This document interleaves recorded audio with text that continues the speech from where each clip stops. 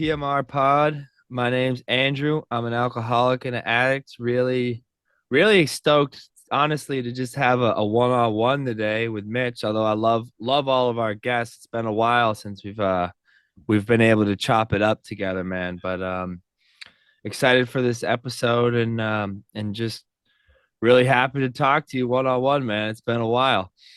Yes, sir. Super hyped to be back. Episode 44. Yeah, I know. I always love doing just the one-on-one stuff. Bringing on guests is awesome. We had an awesome string of guests in the past couple weeks. But yeah, I'm excited for today and just see what we get into because we always get into something. I know, and we were talking a little bit before we started, and it's funny, like, and we're gonna get into it, but when we're looking for ideas, like, and I never thought I'd be this type of person in recovery, but like we're looking for ideas and on topics, and my like first instinct is to go with the big book, which is wild, a wild instinct for me. That was definitely not the case early in recovery, but before we got into it, how you doing, man? I haven't talked to you in forever. What's going on out there on the West Coast? I've been doing well. I got been still moving and grooving with the treatment center that I'm at, and doing the swim lessons, going to my home group. I am going, I'll be honest, I'm only going to that one meeting a week, really. My home group on Tuesday. And one of the OGs, when we were walking up the steps together, because I had missed 2 weeks ago and it was back this week. And he was like, "You're only going to one meeting a week?" And I was like, "Yeah." And he was like, he just kind of gave me a look. So I am actively looking for another one or maybe even two more. I think that would be dope. But yeah, well, I've been doing well. It's good to be in a groove. The summer is like the busiest for me in terms of work, but trying to keep her going. I'm in a content place. How are you? That's a good place to be, man. Place of contentment. I don't know what that's like, so please report back to me on how that feels. Funny, like how your and I's like stories and like they parallels are fucking crazy. I have recently been going to one meeting a week, my home group, which is on a Monday night, and my sponsor was recently like, "Are you?" Because I was, up until I don't know 2 3 months ago, probably, yeah, something like that. I was really trying to hit between you know 3 4 meetings a week, um and that just kind of fell by the wayside. I think it's like it's a weird thing because the more that I've kind of gotten into fitness, like it's like it's kind of scary because some of it has replaced like my meeting attendance. You know what I mean? Like there, for instance, like I work 3 to 11, and I go to the gym in the morning, and I was in the place where like I'd go to the gym and whatever for like an hour or something, and then I go to my meeting at noon. There's a noon meeting every day that I know I could get to, like, as just like kind of a placeholder. Like, yeah, there's always a noon meeting at this cool kind of place down by the water by me. In person, like speaker discussion, cool. Like, check the box, like get some fellowship, get a little bit of the program. That was like kind of my maintenance meeting. And um, you know, now that fitness or whatever, and it's great, like, but it's obsessional. Like, I'm an addict, so the more it feels good, I'm like, I want more, more, more.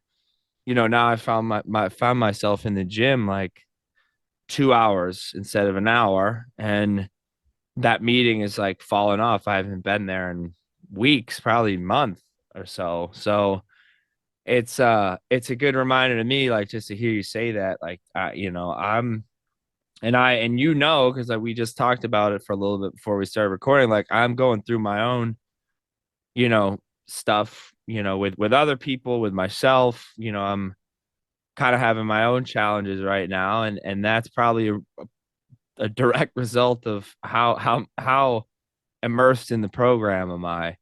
Not very. Like I'm going to my one home group meeting a week and kind of calling that, sufficient.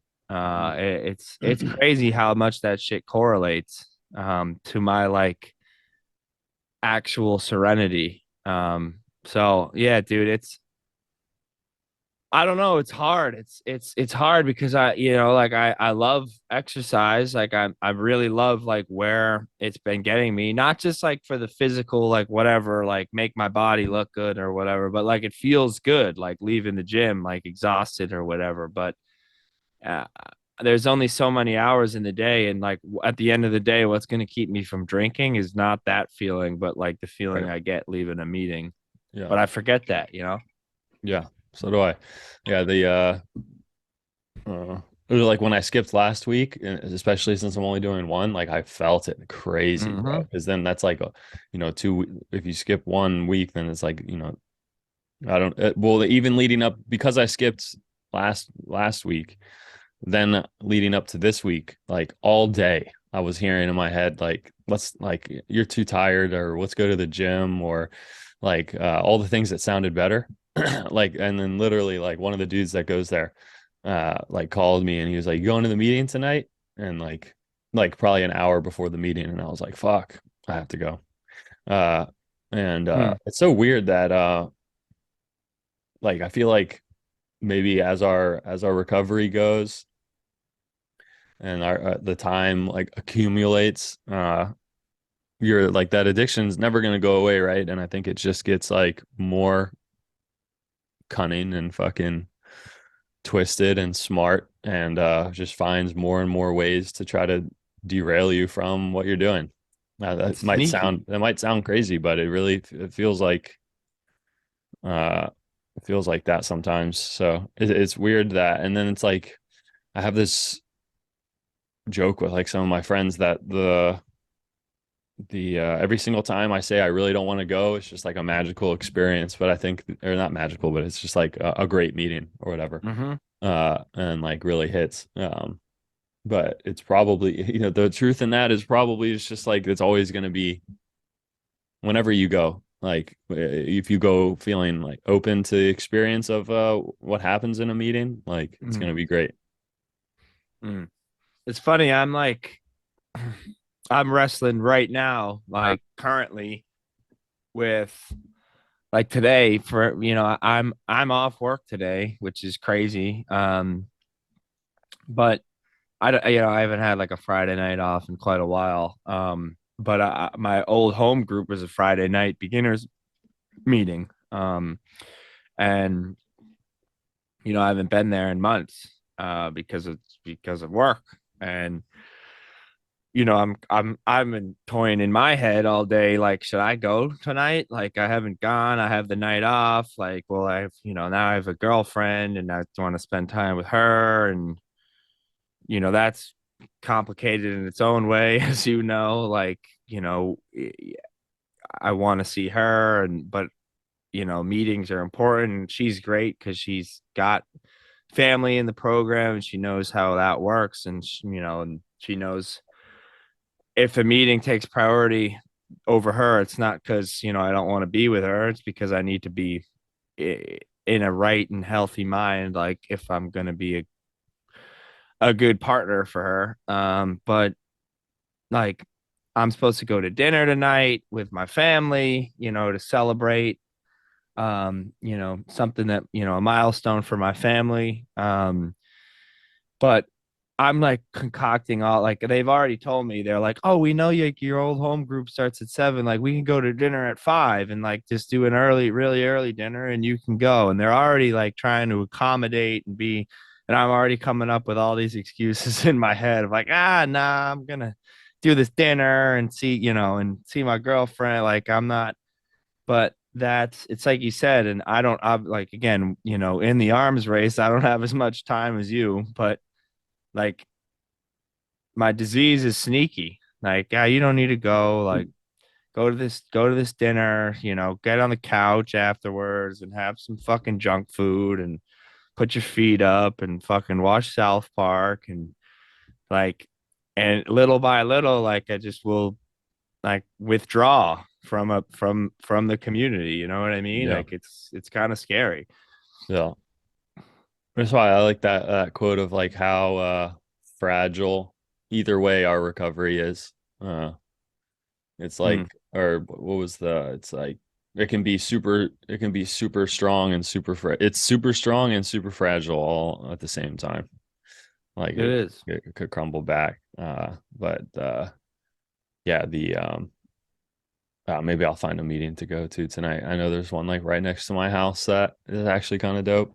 I'm off work today too, so um, Maybe we'll hold each other accountable. yeah, yeah, yeah, yeah. Before we get into the topic today, I do want to know, like, because you were telling me a little bit, and I think I think it's worth mentioning here, like while we're recording, like what are those groups that you're running? Like what I want to hear about some of that programming that you've been doing because it's really cool. I think you have like a knack for it, and like I don't know, you got it. I think you should share it. Well, well, thank you. Yeah, the so at the treatment center I work at, we have an opportunity to run groups with the residents, and when I got there, there was only one group that was being done by the mental health workers, like the level that I'm at, and it was like called a daily reflection, and it was like a piece of paper with the same questions every single day. And not to say that they were bad, but I did see that like the residents like kind of got burned to it if they'd been there for like 30, 60, 90 days. It was like the same thing pretty much every day in the same order. And so what I had started to do is like mix up the questions or change them off the sheet. And then recently talk with my boss about asking if I could start to run different groups because I was a creative writing major in college and literally haven't used that at all. Not too many people are looking for that anyways. So I was like, could I try to do a creative writing group? And she was like, yeah, let's run it and see how it goes. So it started with that. I did the first one, and it went like really really well. The guys loved it. So that's one of the groups I do now, which is like we start with 5 minutes of stream of consciousness writing, just to try to get some of that out of there, and then I do like two creative writing prompts, and I kind of make them pretty wild and funny and satirical and stuff like that. And then the Mm. final prompt is a recovery related prompt, and then like we share if you want. And it's like I feel like it builds trust within the group because some of the creative writing stuff is like silly, and like just like fun stuff that ends up being really funny in conversation going because lunch is right after, so people are talking about that after, so it helps bring the guys together. And then just any community building I feel like is really really vital because you don't want want them to be feeling alone there. So I run that group. I started doing a fitness group because our trainer missed or was on vacation that comes in. So I was like, I'll run one. And then that went well. And so now she comes on Thursdays and I do one on Tuesday. So that's been mad fun. Just like from coaching, I always loved doing that. And then the reflection group, we got rid of the piece of paper and changed it to came up with like it was like 15 questions, and then I retyped all of them and changed them, and then added like another 15 questions, printed them out and cut them up and put them into like a jar. So now it's like a reflection jar, and Hmm. we just pull questions from there and share individually on each one. So it's always different, and try to follow like a theme of the questions. So yeah, those are the three groups I've been doing now, and very grateful for my boss and allowing me to have the opportunity to do that. And it's really cool to get feedback from the guys saying that they like it, and it definitely adds like the twist that I was looking for working in recovery, because like the main thing I want to do is work hand in hand with the residents and stuff. Right. I don't think I would ever want to be in some like numbers or business aspect of it. Really, I'd rather just like be working with them. So yeah, it's been dope. And I know that you do a breath work Welcome group as back to the well. PMR podcast. Before we get into this week's episode, I wanted to share with you our first partnership with Clean Cause. Clean Cause is a pretty awesome company. They sell yerba mate drinks. The founder is in recovery, and they put 50% of their net profits back into those struggling with addiction and alcoholism. Absolutely love their company, absolutely love their message, and very thankful for them to partner with us. If you're interested in getting some, you go to their website, cleancause.com. All right. When you're checking out, you're going to enter in Mitch20 into the discount code area, and that's going to get you 20% off on these fire drinks. Right now, I got that cherry lime. All right. Enjoy this Yeah, week. dude. I mean, first of all, that's amazing. And I do want to walk you back a little bit on like not using your creative writing, degree at all since you graduated. Like, I don't think that's 100% true. I think there's like principles you learned in it and ideas you took from the major and from the work you did in the major that probably were invaluable to you. And not to like make a joke, but who knows, maybe it fucking helps you with your fourth step. Yeah, facts. um but first of all, that's awesome. Like, and I'm glad it's cool and it's refreshing to see, like, because we both work in recovery, like, and this shit doesn't work in my opinion when shit stays stale. Yeah. Like addiction and recovery, addiction, alcoholism, recovery, like I think it's in my brief time living in it and working in it, like I think it's always changing, like the right treatment. Like there are some staples and pillars of it, like that my opinion, we all need, like that being, a program and a like step work, whatever fellowship it may be in, regular meeting attendance, blah blah blah blah blah, all that kind of program stuff. But in terms of like treatment and meetings, like, and bringing like groups together, I think it's always changing. Like what might have worked in 2010 is not going to work in 2020. Mm. Like, in terms of, what are we spending our time? Like, well, how are the conversations? What are the groups like? Like, because different generations of alcoholics and addicts respond to different prompts, like well or not well. And I see it every day in my treatment, like not mine, but the treatment center I work in is, we have guests there who are in their 70s and we have guests there who are at 19. And what works in groups for the 70-year-old doesn't work for the 19-year-old necessarily. So it's cool to see like this creative writing. Like what I'm saying is in 1970 in a treatment center, you weren't going to see a creative writing group, Right. Yeah. probably. So I just love like, you're an example of the change. Like like we're adapting, we're changing, like we're adding value like to this process, which is really cool. I do breathwork groups. I mean, we've had a podcast about it. That was a fun one. Yeah. Um, I love those. They're optional, so the people who come like are really committed. We've had groups where I've had 75% of the residents coming every day. We've had other groups where I've had, 20% of them. So it changes, and I'm always just grateful that somebody shows up, like, because think about an optional group in treatment, like a lot of the times, like at least for me, I wasn't going to those. Yep. So that's a really can be a really powerful time. I really love those, and something we just started to do too, and I can't take full credit for it or even like half, but it was the group idea was my idea, but the work was a lot of other people. We started doing a gardening group. That's tough. We have like a bunch of space, like the heron like is situated like on an old kind of farm, acreage. So we tilled the land and like turned soil over and weeded and removed all this stuff and did the research and went and bought a bunch of seeds and like bought all the necessary equipment, And we went out there, and again, like it was like an optional group.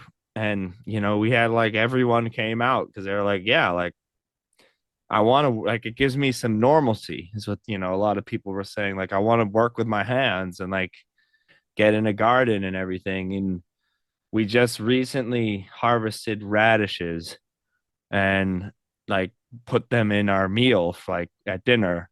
And it was cool. Like, people were like, we grew these fucking things. Yeah, Like, yeah. this is sick. And um at least for me, like even me, like I'm not a guest there. Like, it was powerful for me too. I was like, wow, like this is, empowering. Like, we grew some of the food we're eating. So I don't know, that's been a cool group. And it's just, I like what we're both doing, right? Like, we're thinking outside the box a little bit, like even interspersed with all this, big book meetings and step meetings and, process groups and stuff where we're digging into like our addictions and everything. Like, recovery is it can be a lot of fun. Like, and it can be a really powerful kind of emotionally connective experience, in different ways. Writing, fitness, breathing, like gardening, like all this stuff is cool. Yeah. It's cool, and it makes me continue to think about, man, we could combine our freaking skills. Yeah. Save this clip. We will. um Hopefully. but yeah, wanted to get into, speaking of the big book, a topic for today, that you and I kind of cooked up. um not, I can't, we, neither of us can take credit for it. It's all from the big book. But I'm sorry with you, my man. I'm gonna read this passage, 416 to 417 in the big book. It's from the chapter in the short stories, Acceptance Was the Answer. And I think the title of the chapter kind of goes to describe what our topic is for the day. Hmm. But yeah, I'll just hop right in. Let's do it. At last, acceptance proved to be the key to my drinking problem. After I had been around AA for 7 months, tapering off alcohol and pills, not finding the program working very well, I was finally able to say, okay, God, it is true that I, of all people, strange as it may seem, and even though I didn't give my permission, really, really am an alcoholic of sorts. And it's all right with me. Now, what am I going to do about it? When I stopped living in the problem and began living in the answer, the problem went away. From that moment on, I have not had a single compulsion to drink. And acceptance is the answer to all my problems today. When I am being disturbed, it is because I find some person, place, thing, or situation, some fact of my life unacceptable to me. And I can find no serenity until I accept that person, place, thing, or situation as being exactly the way it is supposed to be at this moment. Nothing, absolutely nothing, happens in God's world by mistake. Until I could accept my alcoholism, I could not stay sober. Unless I accept life completely on life's terms, I cannot be happy. I need to concentrate not so much on what needs to be changed in the world as on what needs to be changed in me and in my attitudes. Shakespeare said, all the world's a stage, and all the men and women merely players. He forgot to mention, I was the chief critic. I was always able to see the flaw in every person, every situation. And I was always glad to point it out because I knew you wanted perfection just as I did. AA and acceptance have taught me that there is a bit of good in the worst of us and a bit of bad in the best of us. We are all children of God, and we each have a right to be here. When I complain about me or about you, I am complaining about God's handiwork, and I am saying that I know better than God. Mm, I fucking love that. Dude, there's so much freedom on the other side of acceptance too. So much freedom. All of it. And I feel like that's like missed. a lot when you're on when you're before, when you're before the part where you do come to a place of acceptance. It feels like it feels like acceptance may be uh jailing, or like will like tie you down, or like if there's acceptance, then I have a whole nother heap of problems I have to deal with. But actually, like when you come to that true acceptance, it's like it's a freedom, like a weightlessness. I have underlined like towards the top there when you were about in the beginning of reading, when I stopped living in the problem and began living in the answer, the problem went away. Mm-hmm.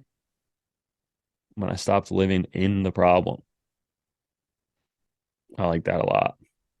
What was it like for you, like that first step of acceptance, you know, in terms of, you know, Mitch being an alcoholic? Like, because we could talk, we're going to talk, we'll talk about acceptance in our lives today, like in every other facet of our life. But what about that first problem? Like that, oh shit, I'm an alcoholic. Like, oh shit, I can't drink. What was that like for you? Hmm. Um, feel like I've had similarly, like throughout my recovery, times where I'm like fully accepting and then try to bring back, not as accepting. And I uh uh like even the idea of I just love, like, I can find no serenity until I accept that person, place, or thing or situation as being exactly the way it is supposed to be at this moment. It's like I don't know when I like really did let it all go. Probably like in the beginning I did to an extent, and then took it back once I got like 1 year. I was like, you conquered that and you're good. And then there was a couple of years there where I was living like that, and was disgruntled all the time. And then like in the last 2 years, got back to more of a place of acceptance and fully understanding that things are happening as they should, and it's not in my control to my disease is really not in my control. All I can do is follow what's advised in here, you know. Uh how about you though? When do you think that changed for you? I just can't stop reading that. Yeah, dude, Really it's an addictive passage, and honestly, like an addictive passage. it is fuck, and it's one that I should be reading every day. To be honest with you, especially working in a treatment center, you know what that's like. Yeah. Um, like, man, there are stages of acceptance for me. Acceptance is weird. It's a weird thing for me to talk about. It's similar to surrender for me. Yeah. Um, I didn't like it. Like in active addiction, like surrender, acceptance, it wasn't really something that I like. I didn't, I'm Mr. Masculine. I don't want to surrender or accept like anything. The only thing that I really like, I accepted a lower version of myself. Like that's what really I accepted. And I accepted that my life was going to be run by drugs and alcohol. Like, and I accepted that I was going to sell myself short in every aspect of my life because I want to get high and drink. Like, I accepted that I was going to, I was going to put substance over family, over friends, over relationships, over career, over spirituality, over self-care, over everything. Um, I accepted that that was my path. Like, so I had acceptance, but I had acceptance of all the wrong things. And I had acceptance of, it's like I also had a weird type of acceptance where like and I don't know if you've ever been in this space, but like in the middle of just my like darkest using period, I had like such a I was so delusional that I had acceptance that I was like some sort of all powerful being who could like use drugs at the level I was using and also accomplished great things. Like I had acceptance that I was like some, you know, greater than human, highest form of, development person. Mm-hmm. Like that I was better than everybody else. And in the middle of all that, I also accepted that I would do anything and everything, against my moral codes, against all that I had been raised for, all of the parenting that had been given to me, all the lessons I had learned. I accepted that I would throw everything out the window if it meant that I could get my hands on drugs and alcohol. So, in the middle of like all of that fake acceptance was like a lot of like, you know, paradoxes. Like I'm the highest form of human versus I'm a low down scumbag that like will lie, steal, and cheat to achieve, the desired feeling. So I think with that, like, do you ever feel like with all that shit, like I felt like I had a heavy weight on my shoulders all the time, like I was always in defensive mode. Like I have this chip on my shoulder that I put there. Like I have to defend myself, my lifestyle, I have to defend it, to everybody who's trying to help me and who is pointing out that I'm fucking up. I have to defend and prove people wrong that this is my life. This is who I am. Um, and with that like came a lot of fighting and like gritting my teeth and just going against people, and it was just like heavy. It was such a heavy, like, it's just intense existence.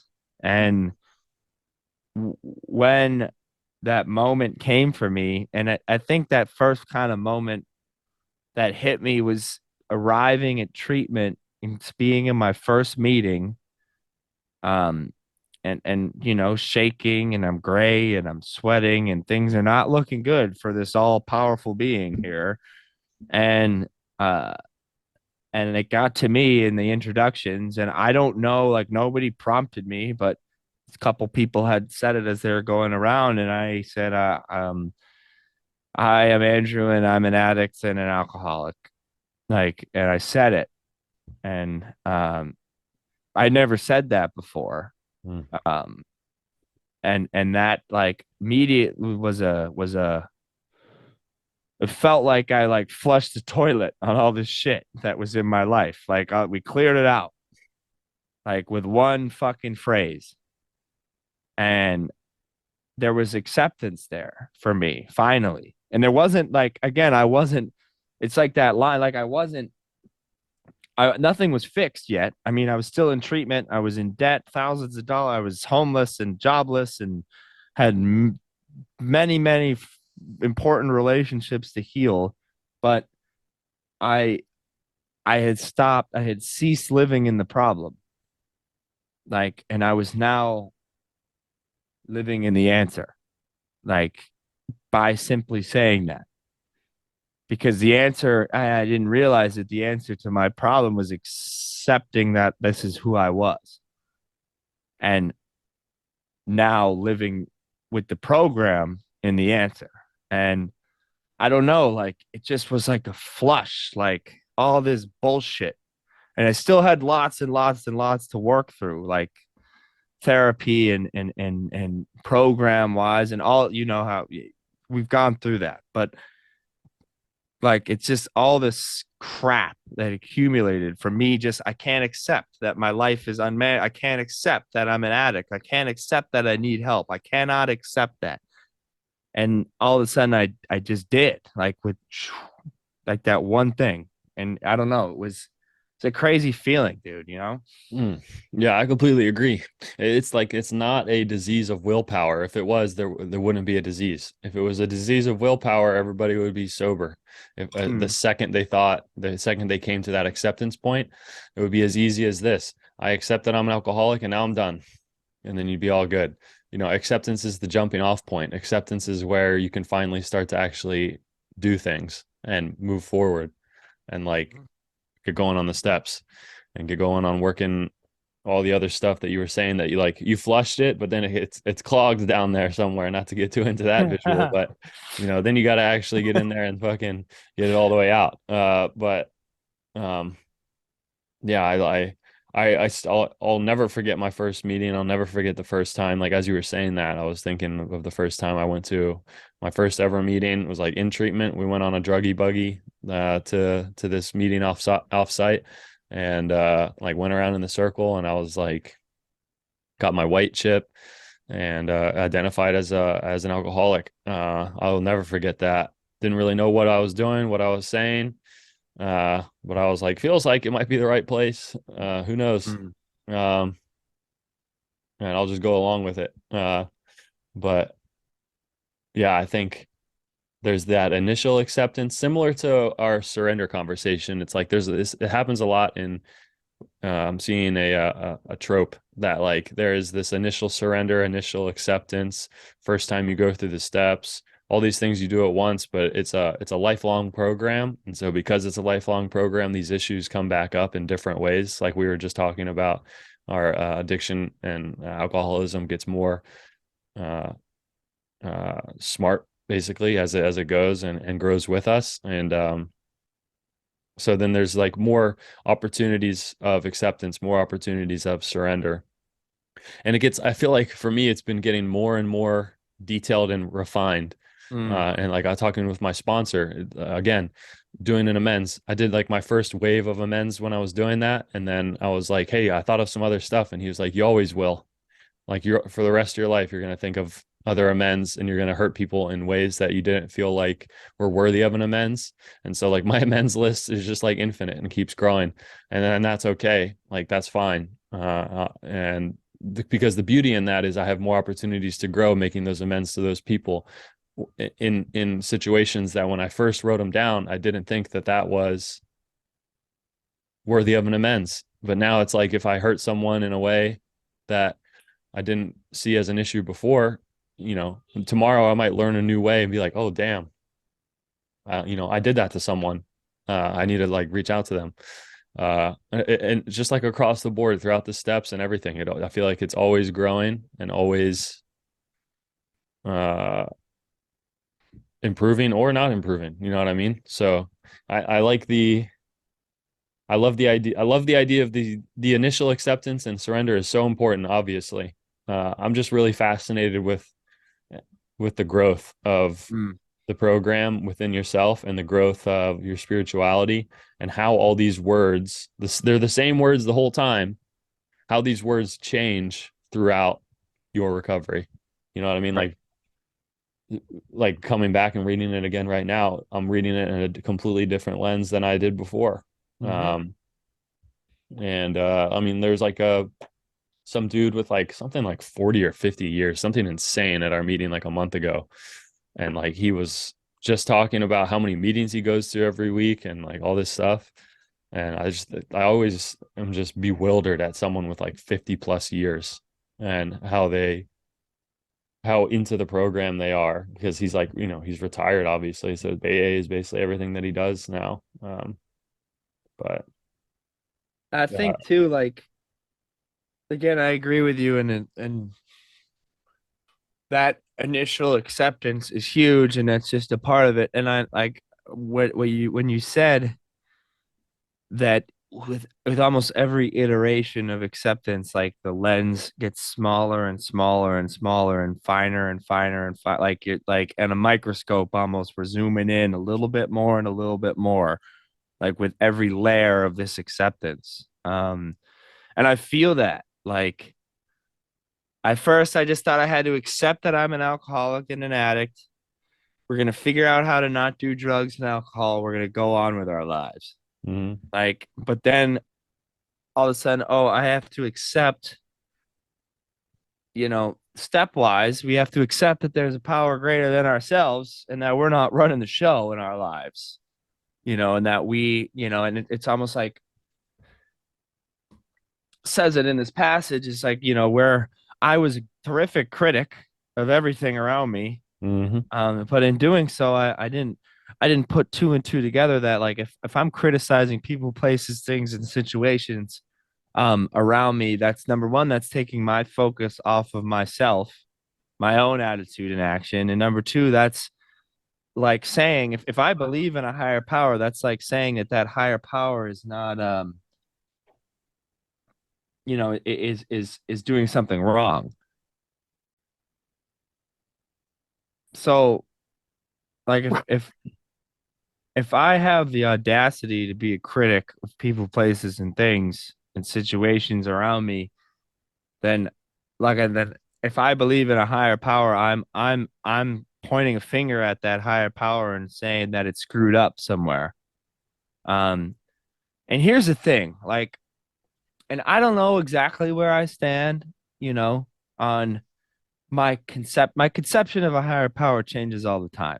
I have a higher power and it's fluid. And it changes. That works for some people, it doesn't work for other people. For me, it's been working. Um, but I don't really need to get into like, all right, on this fifth day, God created this, and the sixth day, like, and that's cool if people need to, and that's the way that they view their higher power and everything else. And but to me, it's almost like, what's the point?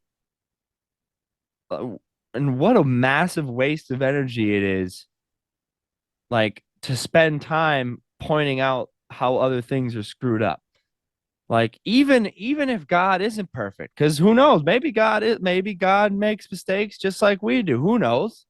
I don't know. I don't have a one-on-one, knowledge, of exactly how God works. I don't. Maybe some people do, but maybe, and God, and my my default is that God doesn't make mistakes because it's useless for me to think that he or she does.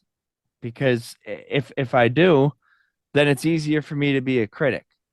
Like, and what it all comes down to is my own peace and my own serenity. Like, do I want to be peaceful and serene today? Well, yes. Well, it might be easier if I don't look at other people, places, things, and situations as if Hmm. there's something wrong with them. Yeah. You know Well, what I mean?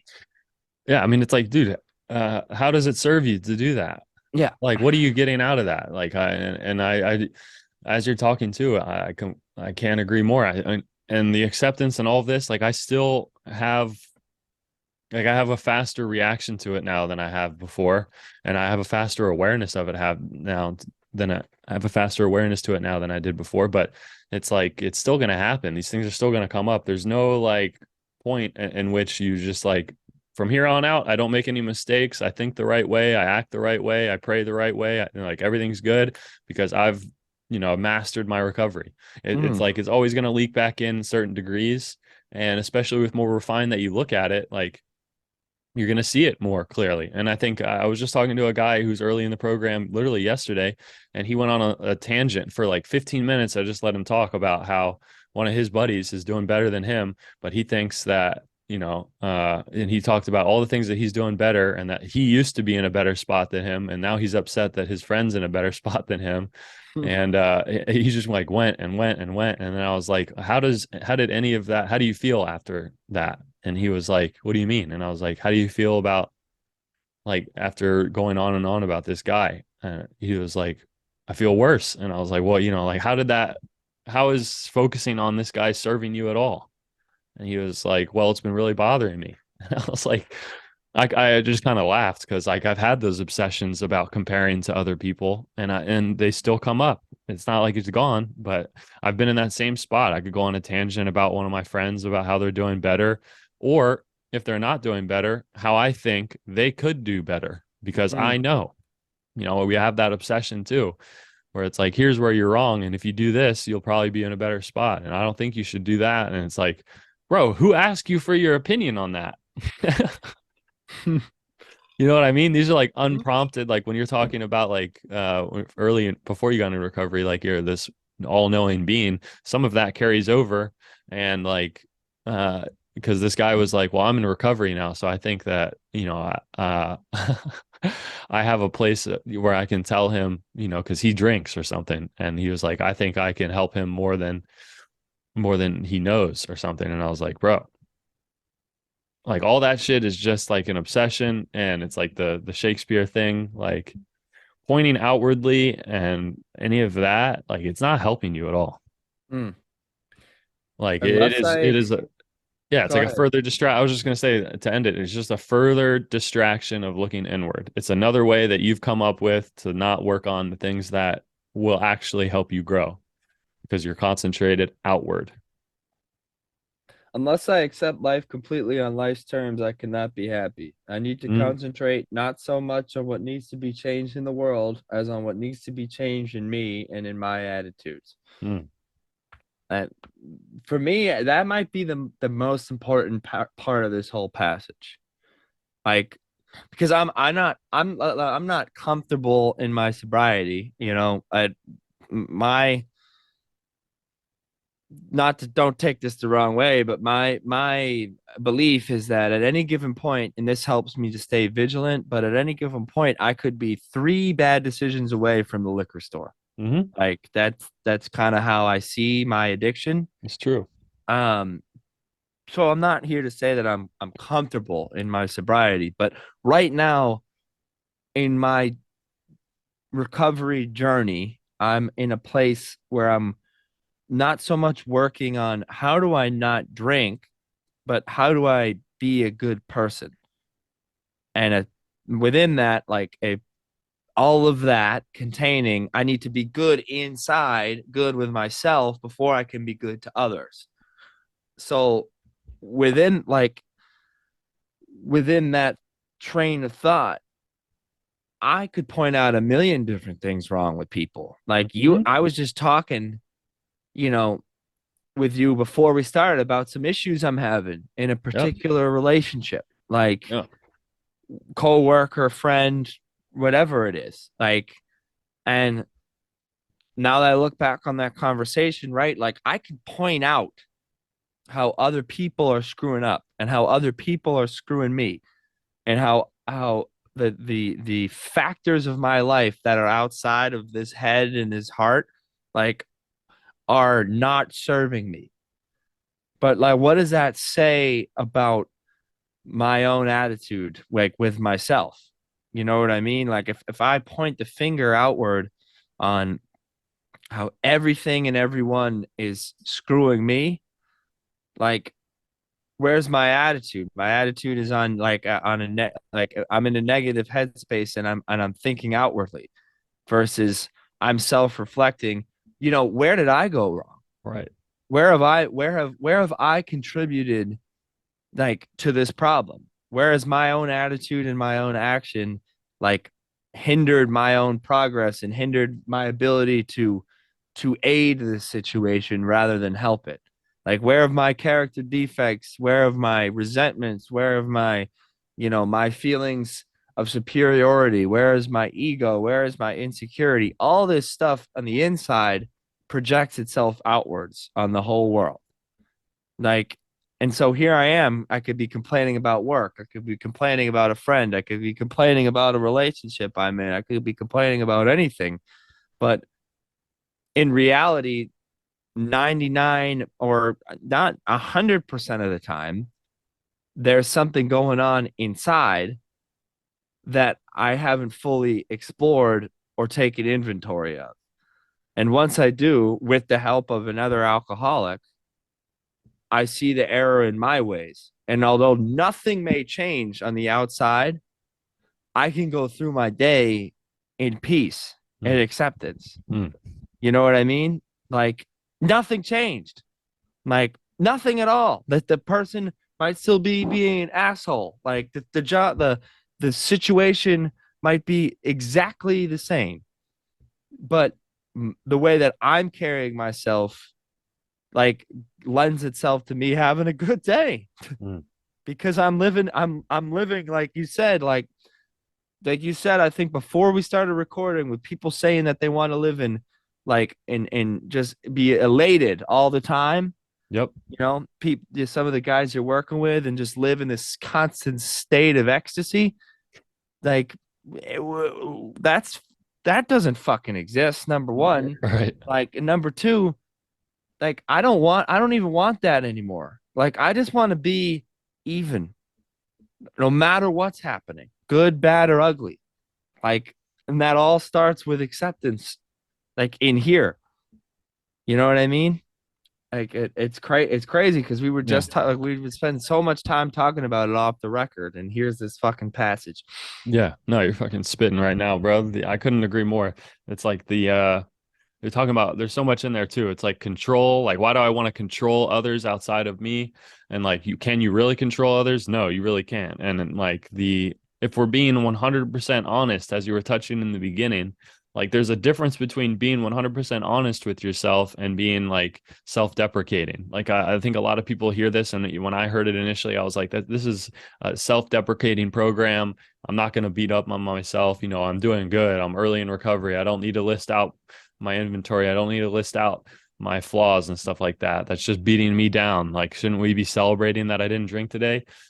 Which was hilarious looking back on that. But like, there's a difference in when you're saying I accept being an alcoholic, and I accept that where I was wrong in this area. There's, like we were saying, or I was saying too, the freedom behind that, like letting that go. Like, you are holding yourself captive in this negative space when you're looking outward and casting judgment and trying to control others and being like, this guy doesn't pull his weight. She didn't tell me thank you. He didn't, all this stuff that we can get into. It's all self-inflicted. Hmm. And like, it is it might feel like it's being done unto us, but we control our reaction Mm-hmm. internally and externally. And you know, I mean, I we're mean, not. Yeah. that person's just living their truth. Like the end of the day, like, and I don't know what I'm saying right now, but to me it makes sense. Like somebody says something that pisses us off. Like, is that their fault? No. Like that's our fault. Because Yeah. it pissed like I'm the one who's angry. Right. Like I'm the one who's taking offense. I'm the one who's letting it get to my serenity. Like somebody does something we don't like is that their fault? Mm. Like no, no. Like, and you could go to extreme cases, and I'm sure find places where it's like, yeah, that is their fault, whatever. But I'm saying day to day interactions when things make us fucking angry, like when things get to us, to me, I have to stop myself and say like, because immediately I think everything is being done to me. Like this is to me, this is against me, this is coming at me. Like where in reality, like I'm not that big, man. Like I'm not that important. Hmm. Rarely are things happening to me. Like I'm just experiencing them in a way that personalizes every single action like that I may come across during the day as to be pointed and directed towards me. Like, and that's rarely the case. People are doing things for their own self. Like you think about it, people are self-interested. They're doing things in their own self-interest. It's rarely because they want to screw someone over. Right. Yeah. Like, but It's a that's simple immediately where program. I go. Yeah. I mean, it's a simple program. You know what I mean? They say it all the time, and we're the ones that make it so goddamn confusing, Mm-hmm. and like twist it up. And I take issue with that, and I take issue with this, and make it more complicated than it is. And I mean, that's part of being in recovery. Is just continually working at it. I mean, it wouldn't be any fun if you could just do all these one time and accept it, and then skip off into the sunset. That wouldn't be fun at all. The growth part is the most fun part. And Yeah, I mean, I love that we got to talk about this topic. I think the it's so important, and Oh yeah. I feel like when we get into the book like this too, it's just like blows up my own recovery, like in a good way. Just like The book is like nerding out on the book is I was doing it like real crazy for a little bit and then kind of stopped, but I love nerding out on the book. Um, because it just has such it's just like so true for me when I read it. No, dude, there's real knowledge in here, and again, like it blows up my recovery, right? Because I've spent, the last, let's say, couple weeks, like having my own problems with other people, you know, um, and when I don't want to get in, we don't have to get into specifics, but I've had struggles uh with with the way the world is right now for me. Um, and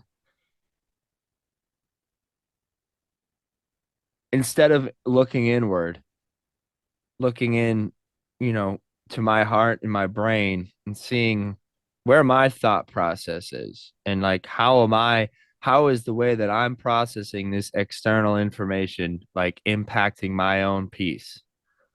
I've been looking outward and saying, how can they change mm, so that I can be happier? How can they change so that they're serving me better? How can they alter their behavior so that I don't have to feel this way? And that's fucking insane. Like that's addiction crawl right back in my life. We talk about sneaky addiction coming back. yeah. Like, I mean, that's the self-centeredness of that attitude is insane. Like, how can everyone else change to affect me more positively? Whereas it's much simpler and it takes realistically, it takes a lot less effort for me to say, how can I just maybe make a slight mindset shift? Yeah. Instead of thinking, oh, I'm being cheated out of this opportunity. You know, no, this is and I am I am in a I am in a place of growth where this opportunity will come in its own time. And in this present moment, I can enjoy the growth that I'm experiencing. Like that's such a simple shift. And when it actually happens and I actually believe in it, it's like a massive exhale. Mm. Like I let go of okay, like now it's nobody's fault. Well, that's that relief and that weightlessness that we've experienced. And we've had experiences with doing what we've been told to do in here, like that Mhm. weightlessness and freedom. It's like it is really insane when you think about how self-inflicted most all of this disease is, besides the fact that we were, blessed enough to have it off jump. Everything else after that acceptance, feels self-inflicted. That's why we need to ask for help from a power greater than us, Mhm. because if it's self-inflicted, who's stopping it? You know what I mean? So that's where a lot of that prayer and meditation comes in. And I heard in a meeting forgiveness and accept forgiveness, and the actual quote was forgiveness is just a change in perspective, but I feel like forgiveness and acceptance is just a change in perspective. And I think that's like a really beautiful thing. It's like changing how you see it, having understand. It's like I know what I was going to say. It's kind of like we're getting to a point where we're doing inventories without even writing it out. And maybe we do after the situation, but like I've come to a place where I'll like fourth step someone within the situation as it's happening or as it after it happened. Like where was I wrong? Where did they, where could I uh where was I self-seeking in this situation, and fully understanding their perspective behind it, how they got to do what happened that like agitated me, and letting it go all within 20 minutes, and trying to actively work out those things as they're happening, which is kind of wild. I'm not good at that, but I've been trying to do that in situations where I feel upset. But Yeah, uh, man, we start to live the steps in our lives, yeah, I did Beautiful. hear. I want to ask you one thing real quick. That's insane that was an hour already.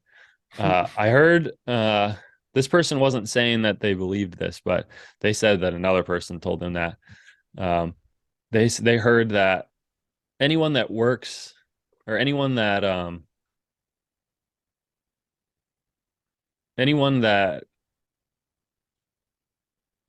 what was it like anyone that works to give to others is just is the self-seeking is behind it. Like anyone that works in recovery or uh like you can't help someone, like no one helps anyone other than for the reason to get that satisfaction back. Like basically saying that there's no genuine, you don't help anyone in a genuine way. You're only helping so that you can feel better. So there's no selflessness Yeah, in basically this service. person was like, from my perspective, I feel like that's highly cynical and they haven't met a genuine person. Hmm. And they were just saying that, like, I don't know. What do you think about that? I will say this. I don't work like in, whatever, like this could come back to bite me in the ass, but like I don't work where I work because for the exclusive reason that I help people. Mm-hmm. I mean, to be honest with you, it strengthens my recovery. Like there are selfish motives mixed in there. Absolutely. Um, but here's the thing, like I'm I think I'm realistic about it.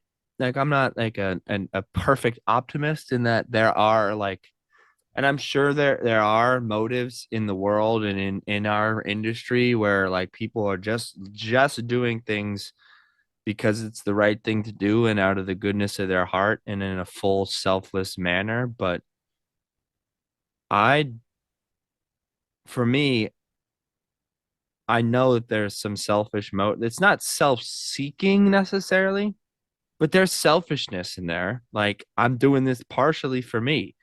Like I'm gonna help this person for me. I'm gonna teach breath work because it might help some people, but also because it's good for me to practice teaching and because I want to get those hours under my belt. And at the end of the day, my attitude towards it is like, so what? Mm, Like, if I'm not doing it for a malicious intent, because I want to hurt someone, then so what? Like, if there's some selfish motives behind it for my own development and my own recovery and whatever, like if I was just doing it to steal money, and get dollars from people, then we might be having a different conversation. But if I'm doing it for part of my own advancement, and if anyone's doing it for part of like, so what? yeah. Like people benefit from it. That's the end game.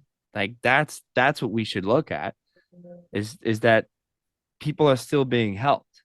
Yeah. Well, it's kind of like this podcast right here. Like we're doing it with a loose goal of helping other people who watch it, but at the end of the day, if you and I are the only two people that fucking experienced this, So what? I feel great leaving when we hang up here and it's all over. I mean, I loved the last hour and a half talking with Yeah. you. It like helped my recovery a ton today. You know what I mean? So, yeah, I think that like that question is interesting. I really like your perspective of the so what. Like I'm not doing it maliciously, and if it helps me and helps them, bada bing, bada boom. That's a good thing. Yeah, Yeah, man. It's been a good episode. I yeah, flew by. I it didn't really even did. know That it was been like an one of the hour. fast. That feels like that was the fastest one ever. Wicked fast. Jesus. We could do like a 10-hour seminar on the fucking big book, bro.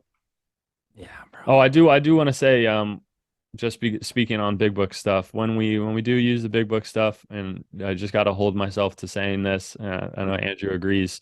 We are not, we're not spokespersons for AA. We're not promoting AA. AA is simply what works for Andrew and I. So when we use literature like this, it's really just us like nerding out on some literature that really we relate to. But and it doesn't work for everyone, and we're not speaking in of like any authority or you should be looking at things like this. This is purely what works for us. So I do think it's always important to add that disclaimer in. Yeah, I'm not a spokesperson for AA. I'm not an authority on AA. I'm not a big book expert. Everything that I say and recommend is based on my own experience. That's it. Got to cover my ass with Yeah, Alcoholics I mean it's Anonymous. true too, though. I mean we say that, but like I really mean that. Like it's not we're not out here on the street with pamphlets. All right. Nope. Well, what do you got going Thank you, this weekend? brother. Thank you, sir. I appreciate it. This Yeah, has been an important episode for me, as it always is. But I same always for me. learn from you, and I appreciate it. I'm grateful for it. Yeah, I am as well. I got a couple days off in a row here, and I think I'm gonna hit some beach, hit a meeting. Let's run that tonight, and Mm.